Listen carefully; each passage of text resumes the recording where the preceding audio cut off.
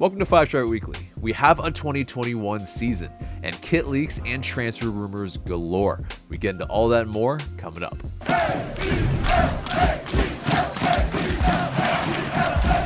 Welcome to the show, 5 Star fam. I'm AJ, and this is Marc. Before we get into it, become part of the notification squad by hitting the bell next to the subscribe button on YouTube. This segment is sponsored by Thinking Man Tavern, a cozy Decatur neighborhood pub. Grab a tasty beverage from a wide variety of selections and a plate of something delicious from the menu. To go, check out Thinking Man Tavern. So MLS will officially have a season in 2021. That's happy days for all of us because we were all essentially waiting on the new CBA to be ratified. The players were voting over the weekend, and so Monday they finally ratified it. And yes, the new CBA will extend 2 more years, essentially, until 2027, essentially past the new the 2026 World Cup at that point, and essentially kind of gets the league out of the woods in terms of having to worry about a new CBA kind of negotiation during that really probably very turbulent time. I'm sure that's going to be hella busy for everyone. So probably wise in that respect that they were doing that, but also the MLSPA, they do get kind of expanded free agency, and so 4 years instead of 5, and so the players get to with experience, they get to be free agents a little earlier. So a little bit more freedom within the league or, elsewhere if they want to leave. But I think either way, very interesting in regards to all of this. But, I mean, at the end of the day, the most important thing is that we have a 2021 MLS season. But, Marc, what are your thoughts? Yeah, I mean, as a fan, I'll just echo that sentiment that I am glad that we're having a season. It does seem like the owners got what they wanted, which is in essence to extend the CBA a couple of years, and so in essence, kind of putting off that negotiation, that future negotiation. I think everyone's anticipating that revenue is going to come in from the World Cup. We'll see. You know what I mean? Because I saw somebody on making this point on Twitter, like the league wasn't even around the last time. The last time America hosted a World Cup, and so while yes, we expected a spike in interest and money, in regards to how that affects the league, we'll see. But I think everyone seems to be banking on that, and so I guess we have to consider that a lot of players probably couldn't afford to lose a season's worth of salary.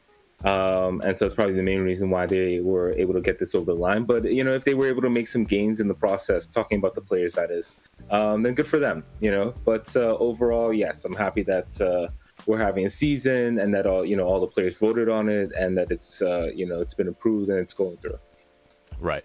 And it had been extended by a day and then into the weekend and all that type of stuff. It's kind of par for the course, it seems. But definitely, I think someone said on Twitter as well, maybe a player, that 3 consecutive years essentially of going through CBA negotiations takes its toll for sure. It's not something that they want to do anytime soon again, but they have avoided a work stoppage for the first time in their history, so that's good, especially during this time where, like you were saying, the players cannot afford to do this, to not be paid throughout a season. But Stephen Goff, the soccer insider, also tweeted that don't be surprised if the dates of training camp, February 22nd, and the regular season, April 3rd, are pushed back a bit. There's nothing official, but the labor negotiations did put a hold on some of the aspects of league business. So that'll be interesting to keep an eye on in the future. Nothing has been announced in that regard, but we shall see. But anyway, let's move on also to some stuff that's rolling on. Definitely a ton of kit leaks this week. And yes, the 2021 primary Atlanta United replica shirt has been leaked. through various iterations, not only through the Conrad Burry leak where it showed a little bit of the red trim on the sleeves, but what it would look like on the back with Unite and Conquer as the words being written on the back. But now it's also been seen in a store in Mexico City, and then now being worn by a model that looks like Karim Benzema of Real Madrid. A poor man's at best. Yeah, poor man's for sure. I don't think he's French, probably this model, but very interesting indeed. Very divisive reactions so far. But Mark, has your mind been changed after seeing this worn by Karim Benzema? To answer that question specifically, I never really made my mind up. You know what I mean? Like, it's just, and I guess every time there's, a potential kit coming out or, all these leaks or whatever, it generates a sort of hoopla. I don't really get involved with it too much. Like, I'm not that opinionated about fashion in general, but it's fine. And, like, the more I see it, the more it grows on me, basically. I do like the red trim on the sleeves. So that is a nice touch. The colors seem kind of bold. Obviously, you have to see that in person to confirm that bit of it. But it's okay. It's not bad. I kind of mentioned on Twitter that if I do get this kit, I will take it to For the Culture and let them customize it a bit. And then we're kind of lucky in that regard in Atlanta, where there are people who kind of mess around with that stuff. So. Yeah, it's a fine kit. You know what I mean? Like this kind of reminds me of the Red Bulls kit. Do you remember that one? The black with the mostly black with like red in it a little bit.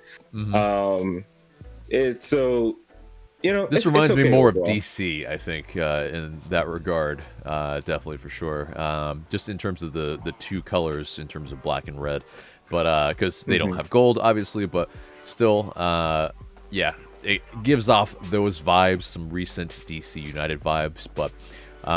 Yes, there are plenty of jokes all around social media, and Katie Wiggins Witkins on Twitter wrote 5 strings, fretless, volume up to 17 or something in regards to one of the leaks, and I just couldn't help myself in pretty much having to quote, "I love you, man." I think it was "I love you, man." Yeah, it's "I love you, man," and this is definitely a slap in the base type of kit for 2021 for us.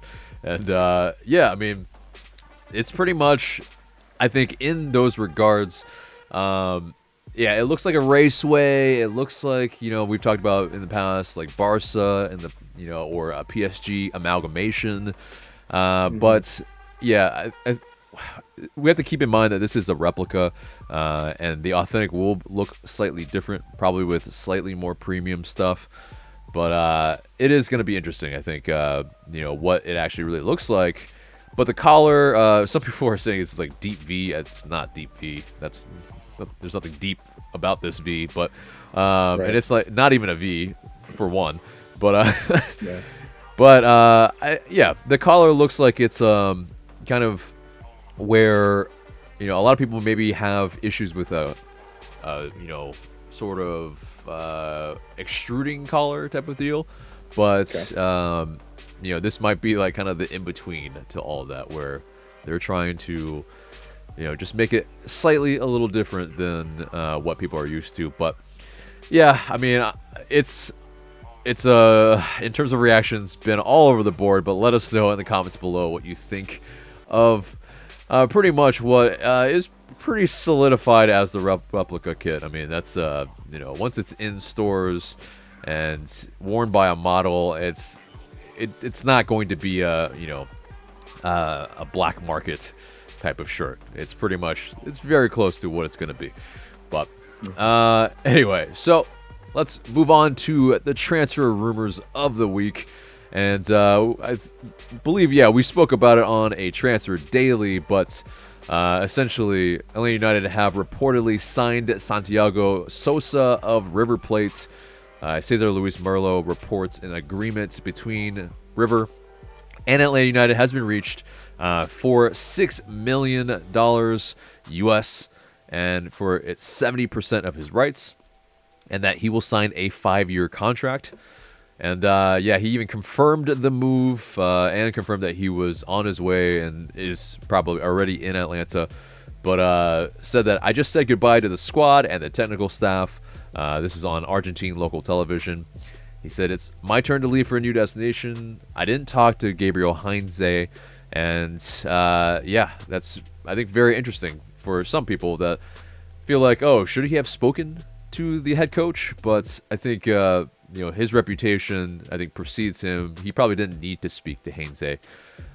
So it's one of those things where, he sees this as a move that can springboard him probably to Europe.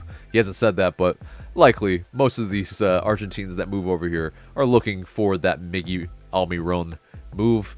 But, if we can facilitate that for him, then great. But, yeah, he's that type of player that, can kind of really not only sit in front of the defense, but can join in on the attack and really get into the box with those kind of late third man runs.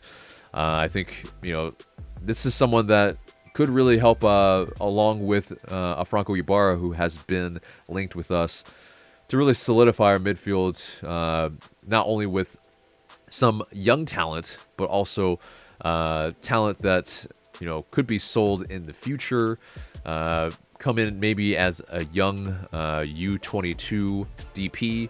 So, lots to be excited about with this type of move, but what are your thoughts? Yeah, like you said, a lot to be excited about. I mean, like, I was just thinking, how long we've been, pretty much all of last year, I guess, me and a lot of other fans have been clamoring for this type of midfielder. I think the void was obvious, especially once Nagby left. And so not making a Nagby comparison, but solidifying the midfield, I think, had to be the priority going into the season. And a signing like this, and obviously we still have to see how he plays, how he adjusts to the league and so on. But this is the type of signing that, when you think about like projecting the season, it might raise your projections a little bit, So it's can't wait to see him. Can't wait to see the effect that he has on his teammates. Yeah, that's all I can really say. Yeah. And so, on to, a former River Plate player, but now it's complicated. We'll just go ahead and get into it. But Hector David Martinez, it initially was reported that LA United had agreed in principle to a fee for $3.5 million for Defensa y Justicia defender Martinez. But, and that it would be a 4-year deal for the 23-year-old. But soon after, it seemed that River Plate's Marcelo Gallardo, essentially the player that had just moved to DYJ in just August of 2020, he wanted him back. And so he called him in terms of the coach to the player. And now they essentially are getting him back on loan. And, it was complicated as well because they essentially both owned, in terms of DYJ and River Plate, 50% of the player. So they had the rights to essentially kind of negate this type of deal and make it happen for them. So it seemed like there might have been an out as well because we had offered 4 times the amount that River did. But River came back with an improved contract, not as good as ours, but it seems that Martinez wants to see how well he can get on with the club that he came up with.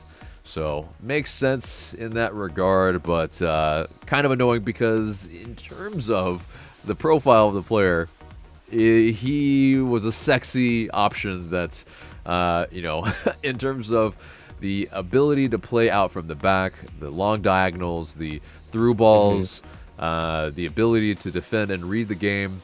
It definitely was checking off a lot of boxes. Are you remiss to miss out on this type of player?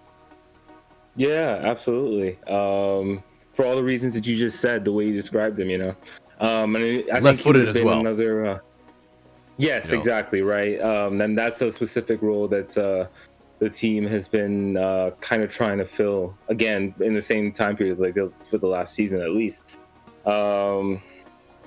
Yeah, it's almost like dating a little bit, right? Like, you know, they break up, and then one party's like, "Baby, come back," and then you know, there's like a new suitor, but they have It's to that go back. X. So That X always reigns strongly within the memory, right? So it's yeah, yeah, it's just missed out. It's good that the club are going after players like this, though. I think he seems like he would be another impact signing. You know, and then, you know, still youngish, you know, so possibly one that might move on for the future or be a fixture in the team for a long time. So, but you know, it is what it is. It doesn't seem like the club is finished, and with the season starting in April, it does buy them a little more time to keep shopping. So, yeah, you know, it is that's the game. Right. It is the game. What's interesting though is for River Plate, the depth chart is pretty long, so he does have competition in front of him to get a starting place. And if you came to here, you probably would have the inside track to a starting position, but that's one of those things that he's gonna have to grapple with and figure out for himself, because he's not coming to Atlanta United. But yeah, in terms of what's interesting here, I mean, you know, left-footed center back is what we're looking for. The incumbent that we have, we currently do not have a left-footed center back, and also, you know, there's an outgoing player that could have played center back as well, of course, but we'll get to that in a second. But, you know, the incumbent that we have, Fernando Mesa, not left-footed, Anton Walks, not left-footed, and George Campbell, also not left-footed. But guys that you would think maybe could have a chance at the starting spot. It seems like we're trying to maybe go in a different direction. What do you think this means for maybe the likes of, I think, maybe Mesa particularly, who probably would have been one of the ones penned to start, or maybe penciled, 30-year-olds, a guy that had an up and down season last season, but yeah, what do you think it means? Yeah, right, because that's the thing. Walks is like essentially a backup kind of role player. Campbell is a young player breaking in, so you're fine keeping them, even if they don't start. But Mesa was brought in last season, and as you said, you know, he's very much a veteran. You know what I mean? Like, he wasn't brought back. He wasn't signed cheaply, and so if he's not going to start, or at least penciled in to be a starter, then I feel like they kind of have to make a decision on him then, you know, and that's like not exactly a great use of resources. And I think it's also maybe a reflection of him as a player, because, or at least, you know, his performances in Atlanta, because, you know, he started off the season and he started off well. I mean, he played well in that game in Nashville that we attended, at least I thought. But, you know, it seemed like the second half of the season, he was in and out of the lineup. And so it's, yeah, I don't know. It'll be interesting to see what happens with Mesa, whether he plays or not, and then if he doesn't play, what the club ends up doing with them. Yeah, I think it's probably we keep him as a center back until we bring in another one, and then if we can make a move with him, then we probably do that. So yeah, it is a wait and see probably until we get a player in. So, you know, those are going to be interesting weeks ahead if it doesn't happen sooner. But also, according to Cesar Luis Merlo, San Jose Earthquakes are negotiating for Eric Remedi, which is interesting. It's a possibility. And Felipe Cardenas of The Athletic says that it's a possibility, but it's likelier that Independiente will be the destination. Independiente did come in last week for a $120,000 loan fee, and with a option to buy for more than $1 million. That was according to German Garcia Grova. But this week and today, the Independiente management made an offer for a loan fee of $200,000, so they've improved it. So maybe they're feeling the heat a little bit from the San Jose Earthquakes. And it could be pretty much transpiring in the coming hours, so we shall see. But very interesting indeed in terms of Eric Remedi, who has been rumored for a while now in terms of maybe being someone that's out the door, but and we kind of spoke our thoughts about Remedi in previous episodes, but Right. in terms of if he went to the Earthquakes, and by all accounts right now, would be playing for Matias Almeida, who kind of spurned that Chile job. I believe it was Chile, but either way, would that be interesting to see him in the league? It would. I think if he goes to the Earthquakes, at least he's in the other conference. And so in theory, he could really only hurt you once or twice a year and maybe MLS Cup. But yeah, I mean, I think if you trade him within the league, right? So it's essentially a trade at that point for Garber bucks, right? Yeah. How do you go about how would you use Gamma or Tam at this point in the offseason? I think that would be my question, So unless they come in with a lot of allocated money, I think the smarter move at this point is probably the Independiente move. So, yeah, I mean, I wouldn't worry about, facing him in the future. And in fact, it'd be cool to see him in the league. Don't get me wrong. But I think for the club's wants and needs, probably the overseas move is the better option.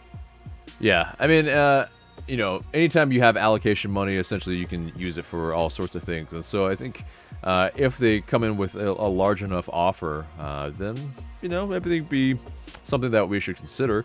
But if not, yeah, I think you're right. Kind of getting actual money and also the possibility of him being bought in the future, I think is a lot better. And I think it's also this, a lot of Argentine clubs having to kind of go this route because they essentially, they're feeling the effects of the pandemic as well, but also they are not flush with money. And a lot of players have checks that, are not clearing or getting their checks in a regular basis as quickly as, say, MLS. So it is definitely something that, they have to contend with. So, but what's interesting is one of our players going over there, and it's now official. Franco Escobar pretty much linked with only one club throughout the past week, and that was Newell's Old Boys, and now he has joined them on a season-long loan with an option to buy at the end of that season, but also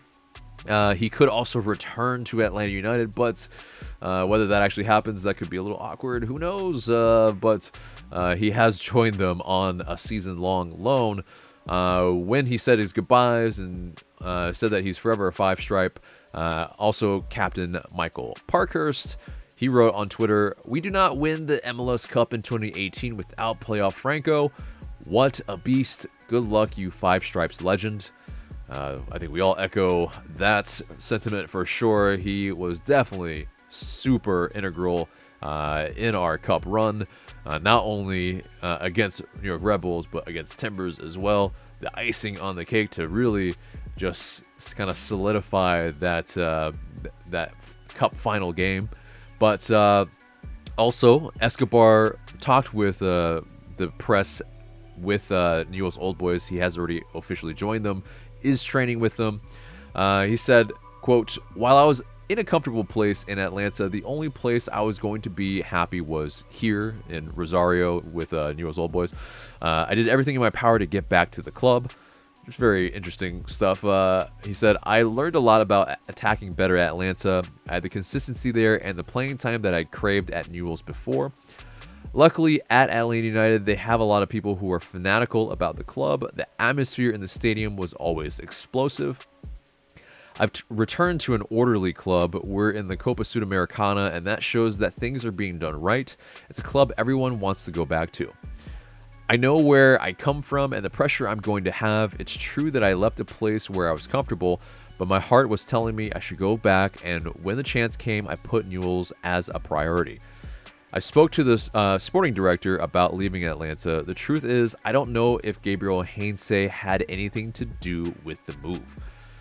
Very interesting words indeed. You want to pick something out from there that's kind of struck your interest? That's definitely, he says a lot, but yeah. Your thoughts? I guess I did everything in my power to get back to the club bit. I guess it is interesting, you know what I mean? Because it's like he's also saying that he was comfortable. So it kind of seems like he was saying, you know, I was okay with staying in Atlanta, but if I was going to leave, it would be for Newell's. I guess is what I'm getting out of this this monologue. I mean, he does seem, at least if his comments or anything to go by, he does seem genuinely happy to be able to return, which I understand. I mean, like it's home, you know, it's where he became a professional and all that. Yeah, I guess that's really the most interesting bit for me. But you know, he just seems to be really content and excited to return and really return as a better player. So yeah, he probably, you know, it's like, he probably gets the start when he's, you know, going back there now as a more seasoned player. And definitely, yeah, they're fighting on 3 fronts as well in terms of competitions. So the Copa Sudamericana definitely is, in terms of any Argentinian, definitely up there as one of the, you know, most prestigious competition to win, for sure, one of them. And so it'll be interesting in terms of how they do in there. But also, I think what really stuck out to me was that he didn't speak to Heinze about any of this. And, you know, them being at least former teammates, it's, and especially as a guy who's so versatile, can really play within a system, kind of 3 different positions, he would have been really, really useful in a system that Heinze plays. So, you know, all that, it's, I think I'm definitely a little bit remiss for sure, but you know, a lot of you know, people out there will be like, okay, yeah, cool and all, but we won't miss his yellow cards. We won't miss his his attitude in terms of dissent towards refs, all that. But you know, I think he has been a very useful player for Atlanta United during his time. So, you know, I think it will be a big miss, nonetheless, without an Escobar in the lineup. We shall see if Ronald Hernandez does come in. He has been rumored, and he has been said to possibly be kind of more of a confirmation, more or less. So we will wait. And if he comes, then great. We have, you know, kind of a ready-made replacement. But anyway, let's move on to PT Martinez. He's playing with Al Nassr right now, and there were rumors that he was going to be traded for or transferred in by FC Cincinnati, who are doing some business for sure, bringing in some talented players, but you know, it was rumored that he might be brought in. PT Martinez back in the Eastern Conference essentially would be very interesting, but he posted on his IG story that you shouldn't believe everything that you see on social media, and that that return doesn't seem all that likely at the moment anyway, but there would be some kind of in terms of allocation order as well. If he was brought back into the league, FC Cincy would have to trade for that. So you know, it would have been kind of really interesting, because it's less than pretty much whatever it is, 5 or 6 months that, you know, PT Martinez, if he had left and then returned to another team in the league, yeah, how would you have felt about that? It would have been interesting to see, especially Cincinnati of all teams. Like, if he had actually agreed to that move, I'd be like, wow, he really didn't like the boar. But it would be interesting to see PT in the league again. You know, I want the league to ultimately have good players, and if they just happen to be former Atlanta United players, then hey, what can you say? Yeah, I mean, he would be playing essentially for another Dutch coach, so maybe that would have been strange. Also, yeah, I think he definitely was very clear that he wanted a move to Europe, and that didn't transpire. So yeah, lo and behold, an offer from Saudi Arabia comes in, and yeah, of course he's going to take it, because also it comes with a hefty pay rise package. So it's something that I would have probably preferred not to see in the league, in terms of selfishly as an LA United fan. But yeah, FC Cincy being a little bit more serious, that's definitely, I think, raises the level in the league. So that's good. In my opinion, yeah, they should be doing that. But because, yeah, their first 2 years, a little bit of a laughing stock. And yes, of course, we realize what they did to us in the MLS's back tournament. But but anyway, so the U.S. Open Cup has been kind of refined a little bit, and has a little bit of a redo, but the schedule, the format, and a contingency plan has been announced. And essentially, March 29th, they will be confirming as an opening round.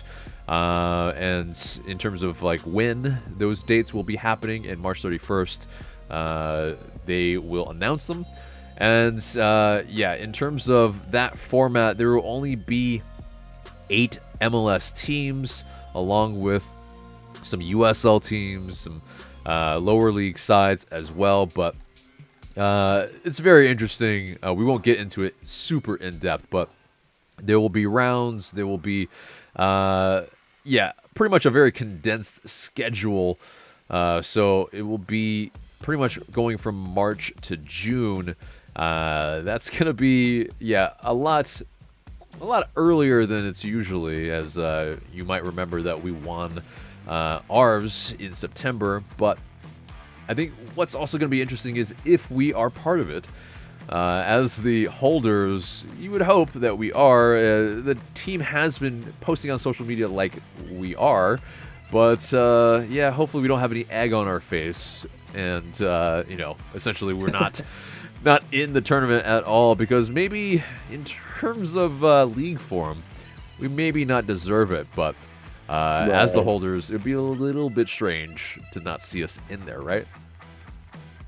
Yeah, I would think so. I think that in itself, because I mean, like, they gave Atlanta United the Champions League spot because they are the Open Cup holders. So, like, it obviously retains some meaning within the U.S. soccer pyramid. So, yeah, it would be strange to not have in essence, the defending champions in it. I do also, the contingency plan, I think, also deserves, mention here, at least in terms of having the dates to confirm it basically a few days before the actual match takes place.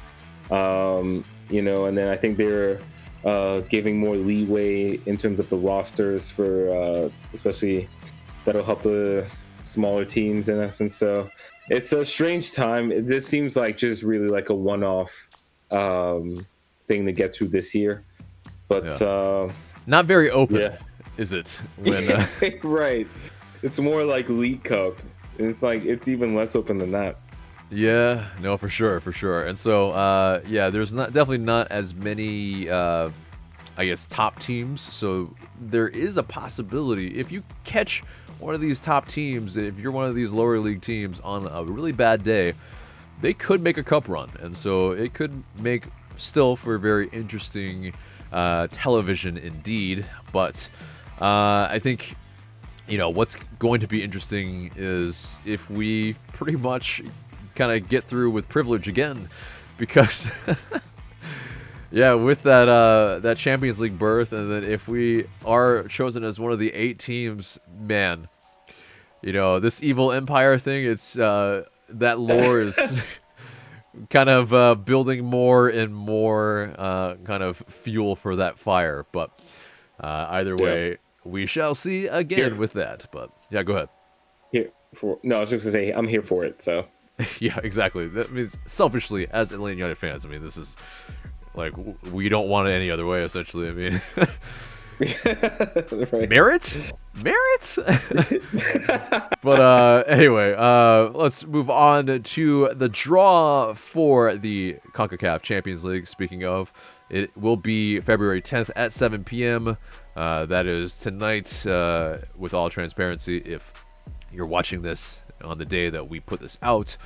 But yeah, we again, like we spoke about last week, who we might face in terms of who would be in the opposite pot. It would be Deportivo Saprissa, Alajuelense. I still haven't really gotten better at saying these. Atletico Pantoja, Arcajay, CD Marathon, CD Olimpia, Club Leon, and Real Esteli FC. And you can watch who we would not like to face in last week's episode. But yeah, it will be announced tonight who we will face. So it will be all this pomp and circumstance with some person drawing things out of some ball that's moving around in a hamster wheel type of thing. And yeah, cool. So Right. anyway, so moving on to a former five stripe in Miguel Almiron. He scored a double or a brace over the weekend with Newcastle United. First one was a little bit dodgy, whether that counted or not, I don't know. But he scored 2 goals, and also he announced that he was having a baby last week, but now announced through that kind of that powder soccer ball thing that people like to do, that they are having a baby boy. So congratulations to Miggy. Also, happy birthday to the former Fry Stripe as well. What a week for him. In a span of about 4 days, like such huge news, really. I mean, that's pretty awesome. So yeah, definitely great to see that Miguel Almiron is doing well and better, being played in the 10 position at Newcastle United by Steve Bruce. Who would have thunk that's Right. he would do well in a position that he's really comfortable with. But alas, they spent all that money and never really played him in the spot that he prefers. Oh well. So anyway, that pretty much does it for the news and pretty much for the entire show, except for the question of the day.